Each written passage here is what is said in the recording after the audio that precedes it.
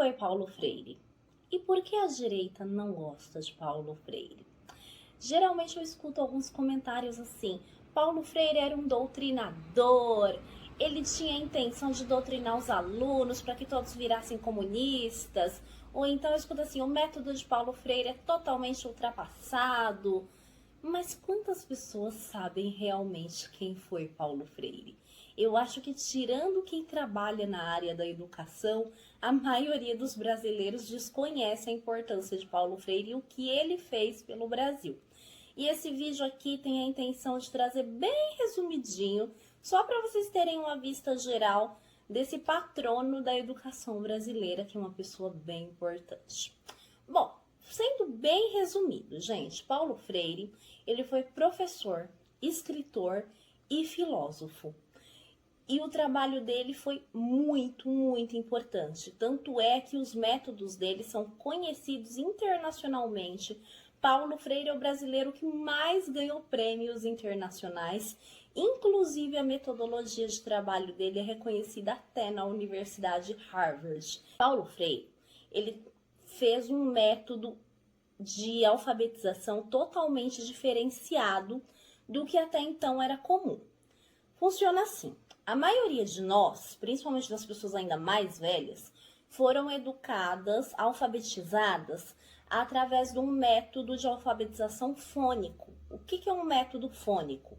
É aquele método que você decora o alfabeto, aprende que cada letra do alfabeto tem um som, e aí você começa a juntar o som de uma letra com o som de outra letra, e aí forma uma sílaba. Depois de você formar essa sílaba, aí você forma uma palavra. Então, funciona assim no método fônico. Você decorou o alfabeto, aí, por exemplo, aí você aprende a letra B. B mais A vira Bá. E Bá mais o L e o A, Lá. Então, Bá mais Lá é bala. E aí se forma uma palavra. Então, o método fônico, ele é muito conhecido por esse método de você juntar uma letra com outra, formar o som, formar a palavra, e depois que você forma a palavra, você aprende a formar frases e assim por diante.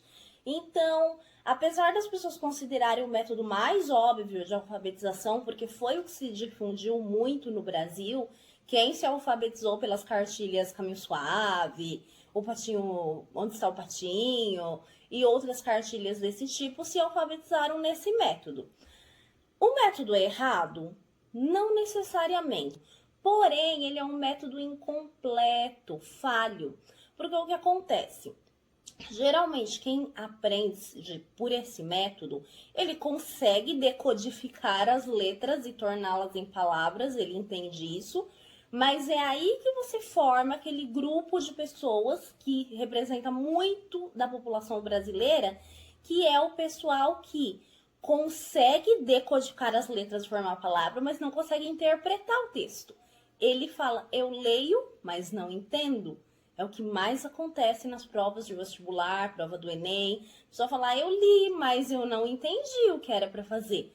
Por que isso acontece? Porque a pessoa provavelmente foi educada num método de alfabetização fônico. E para Paulo Freire, ele dizia que esse método era ultrapassado. Por quê? Porque ele considerava isso, na linguagem dele, uma educação bancária. Por que ele chamava de educação bancária? Porque o aluno era visto como alguém que não sabia nada, era como se fosse ali uma pasta vazia, e o professor chegava e depositava o conhecimento, porque só o professor tinha conhecimento. Então, se entendia que aquele aluno não sabia de nada e que o professor tinha que chegar e depositar todo o conhecimento dentro dele, porque o professor sim tinha o conhecimento. E isso, na verdade, é uma arma muito perigosa. Isso sim era uma educação manipuladora e doutrinadora, porque quando o aluno não tem espaço de compartilhar o que ele sabe, o que ele sente, o que ele tem dúvida, o que ele gostaria de aprender, a escola não está dando espaço de aprendizagem verdadeira. A escola, na verdade, está manipulando o que deve ser ensinado. Uma outra forma da gente observar isso: vocês podem observar que a maioria das escolas, elas são organizadas as salas em fileiras, né? As carteiras ficam uma atrás da outra. Vocês já pararam para pensar por que as escolas são organizadas assim? Nada é por acaso, gente. Tudo tem um motivo. As escolas em geral são organizadas assim porque isso torna já semelhante ao método de organização militar. Os militares geralmente eles não ficam em filas, fileirados e seguem um padrão, e um fica atrás do outro, e um tem que cumprir as mesmas ordens que o outro e responder igual. Já na escola existe esse mesmo padrão, que é o padrão para a obediência cega. Você não pode questionar, tudo que um fizer, o outro tem que fazer igual, porque é um grupo e todos têm que fazer igual. Agora, qual que era o interesse do governo nesse tipo de alfabetização? De você criar uma mão de obra incapaz de questionamentos que obedecesse ordens cegamente. Então, quer dizer, os alunos da escola que até então eram alfabetizados dentro dessa metodologia, na verdade, eles estavam sendo preparados para obedecerem cegamente futuramente seus chefes, seus supervisores e não questionar nada nem ninguém. Então, isso era muito conveniente para o governo e para a elite. Aí veio então Paulo Freire com um método totalmente diferente. O método consistia numa educação dialética, ou seja, que existia diálogo entre o professor e o aluno. Como que se dava esse diálogo, gente? O diálogo, na verdade, era do professor conseguir observar sobre o que o aluno tinha interesse, o que fazia parte da vida dele, do contexto dele, e aí ele conseguir transferir isso para a aprendizagem do aluno. Para quê? Para que a aprendizagem se tornasse significativa, para que aquilo tivesse sentido na vida do aluno. Então, Paulo Freire ele tem um diferencial muito especial, porque ele trabalhou muito com a alfabetização de jovens e adultos. Geralmente, o curso de pedagogia ele é muito voltado para a criança, para o desenvolvimento infantil. Só que a gente tem que pensar que a gente já viveu uma época no nosso país que tinha uma grande quantidade de adultos analfabetos. E apesar de tudo, hoje ainda tem, numa parcela menor, mas tem. E Paulo Freire ele se focou especialmente nessa parcela da população. Os adultos que não tiveram a oportunidade de aprender a ler e escrever. Porque ele entendia que esses adultos, eles eram ainda, digamos, uma massa de manobra do governo, da elite, que como eles não tinham conhecimento para de fato entender seus direitos, eles eram manipulados e faziam o que quiserem. Então a proposta de Paulo Freire era o quê? Uma educação libertadora. A partir do momento que esses adultos souberem ler, escrever, contar, eles terão chances de ir em busca dos seus direitos. Esse era o objetivo. E o método de alfabetização foi esse, dialético, que o professor observasse as necessidades do aluno. Na prática, isso quer dizer o quê, gente? Paulo Freire, ele trabalhou muito focado na alfabetização de adultos mais humildes, de fato, porque a parcela que não tinha alfabetização era esse. Então, ele trabalhou muito com a alfabetização de pedreiros, de cortadores de cana, agricultores, um público mais humilde em geral. Então, ele começou a observar o que fazia parte do contexto dessas pessoas. O que faz parte do contexto de um pedreiro, por exemplo? Tijolo, cimento, areia, não é essas coisas que eles lidam? Então, a alfabetização de Paulo Freire foi voltada para essas palavras que para eles tinham sentido, para eles tinha lógica. Porque você ficar falando, gente, para uma pessoa adulta de 50, 60 anos, que nunca aprendeu a ler e escrever, que o vovô viu a uva e que bá mais lá vira bala, para ele aquilo não tem muito significado. Ele não entende por que ele tem que aprender a ler com isso, entendeu? Não tem sentido. E isso é muito importante a gente ressaltar. Quando a aprendizagem não faz sentido pra gente, dificilmente a gente consegue aprender. Isso vale para tudo. Já reparou algumas matérias da escola que às vezes você fala assim, eu já estudei isso, mas eu não lembro nada? Não. Por que você não lembra nada? Porque aquilo não teve significado para você, aquilo não foi importante. Então aí que tá o segredo. Paulo Freire focava numa aprendizagem muito mais significativa. Porque se ela fosse significativa para o aluno, se ela fizesse sentido na linguagem dele, ele iria conseguir aprender e iria conseguir inserir aquilo na vida dele. Olha que interessante. Com esse método que ele criou, ele conseguiu alfabetizar 300 adultos num prazo de 45 dias. Então, pense que coisa mágica. Então, o que aconteceu foi o seguinte. Quando ele lançou esse método foi no ano de 63. Só que no ano de 64 veio o quê? O golpe militar. E aí Paulo Freire, ele foi afastado, então exilado, na verdade ele foi preso de fato, preso e depois exilado pelo governo militar, porque o governo não queria que ele continuasse empregando esse método e trabalhando na educação de jovens e adultos. Por quê? Porque aquele povo deixaria de ser massa de manobra e aceitar calado tudo que o governo falasse. Uma pessoa alfabetizada, uma pessoa letrada, que consegue ler, entender, ela também consegue questionar. E era exatamente isso que o governo não queria.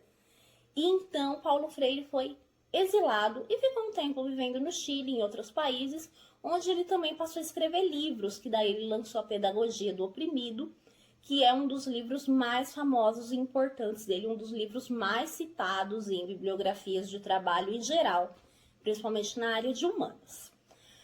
Bom, mas Paulo Freire tem uma frase que eu gosto bastante, que ele diz assim: quando a educação não é libertadora, o sonho do oprimido é se tornar opressor. Isso é uma grande verdade. O que ele quer dizer, gente? Ele quer dizer que quando nós vivemos num sistema onde somos acostumados, a maior parcela da população é acostumada a ser maltratada, subjugada, ignorada e não ter suas necessidades atendidas, o sonho dessa pessoa, na verdade, não será de libertar todas aquelas pessoas à volta dela, porque ele não teve educação libertadora. O sonho daquela pessoa é chegar na mesma posição do opressor para poder praticar as mesmas opressões que ele. Olha que curioso. Como que a gente percebe isso na prática? Só a gente pensar no tempo da escravidão. No tempo da escravidão, onde os negros foram escravizados, eles eram então o povo oprimido. Só que alguns negros, eles já tinham o sonho de não serem mais oprimidos. Só que eles não tinham educação libertadora para se livrar dessa opressão.